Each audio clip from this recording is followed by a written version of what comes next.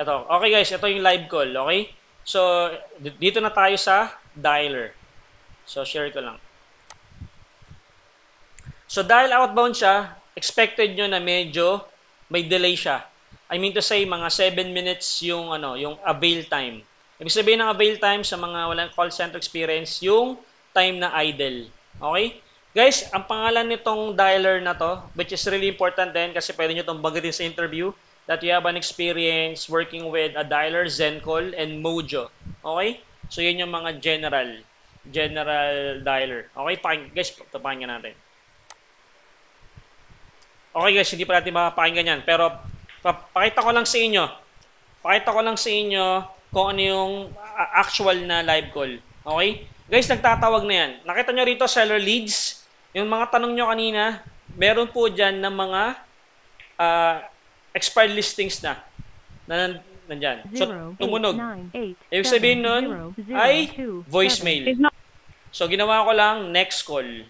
Ganun lang siya, guys. Okay? Hindi na kayo rito mag-customer service, ha? Wala kayong ano rito. Hindi kayo magsusorry sa pagtawag. Walang inconvenience dito, guys. Okay? So, yan siya. Ibig sabihin nung ready, active yung dialer nyo. Tapos dito, tawag dito sa kaliwa, call dispositions, kung ano yung i-click nyo. Okay?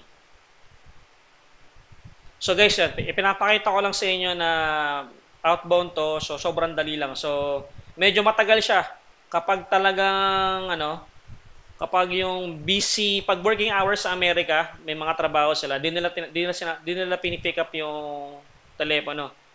So, ang ibig sabihin nun, kahit hindi kayo makapag-set sa isang araw ng appointment or isang linggo, maintindihan nyo ng mga clients nyo, okay?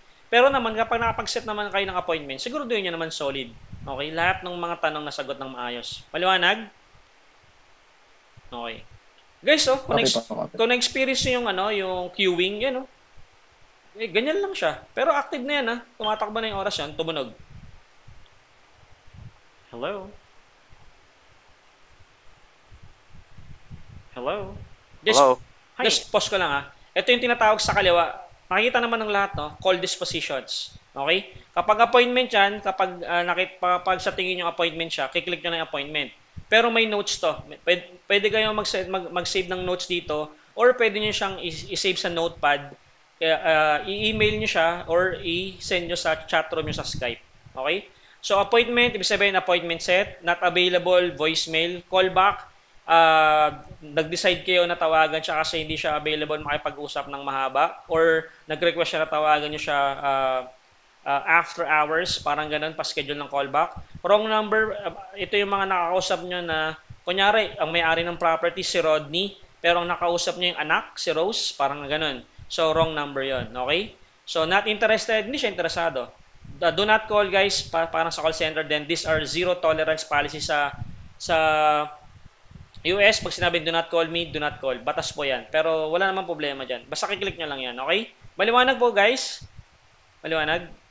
Okay. This is Hendrix from Holt Real Estate Team, Keller Williams. I'm actually Ito na po yung preferably script ng client na ibinigay sa akin. Nandyan po. Babasahin ko lang siya. calling about your property at 516 Skyview. Is this the owner by any chance? Yes. Excellent. Yes, my name is Hendrix again. I'm actually calling here from our office, Riverdale, Madison. The reason for my call is because there are actually a number of buyers looking for homes on the area, and as you may be aware, housing inventory is extremely low with this pandemic, right? So basically, we're calling as a courtesy to any of the Guys, focus homeowners. kayo dito, guys. Ito po yung script ko. So, may script na ibinigay sa akin doon sa database, pero may script din ako dito. So, inedit ko lang siya. So, ginawa ko siyang paragraph para mas madali ko siyang mabasa. Okay? So, again, to clarify, guys, magbabasa lang tayo rito. Okay? Maliwanag po doon? Okay. Just like you might be thinking of selling, take advantage while prices are this good with this COVID. Have you Apa. thought about selling right now? We haven't, and I'll tell you what I told the last person who actually called, because you're not the first Uh-huh. that called us on this.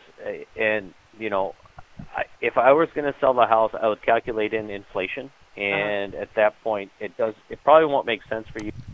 Free, to clarify, mas maganda talaga naka-headset ka para marinig mo siya ng maayos. Okay? To everyone Ayun lang naman. Mas maganda talaga naka-headset para maliwanag po yung mga wordings, marinig natin na maayos. To list Of the course. house at that price. I wouldn't list the house for anything less than 600,000. Not less than 600,000. Okay. It looks like this is your asking price, correct? That would be, yeah, that would. Well, actually, I'd probably start out at like 650. And I know that sounds ridiculous because people are, No, are not going to at look at all. that number and say, well, no, I can go down the road and pick up the house Uh-huh. for 500 for. It's bigger and it's way less. Uh-huh. It's just where we're at, financially, it doesn't make sense for us to sell the house Uh-huh. for anything at absolute bottom price 600,000. Just from the standpoint of Uh-huh.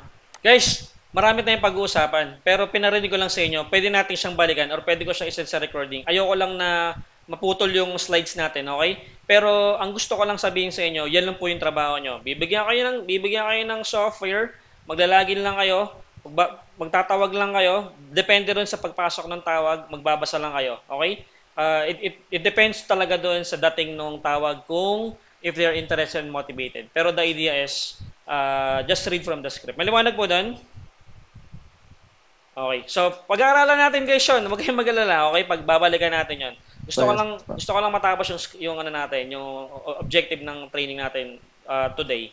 So, give me 1 sec here. Guys, questions po. Questions. Ako po. Yes, please. Clarification siguro, Drix.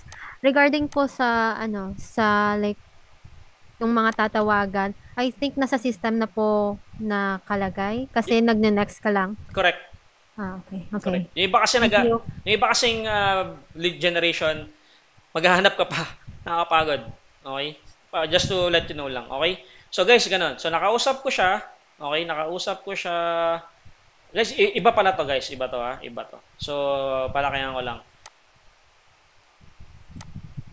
Okay? So, nakausap ko siya. So, this is a solid appointment. Okay? At hatiin natin ha. Ang pangalan niya si Laurel Buyer. So, address, phone number. So, number ng property, beds, dalawa.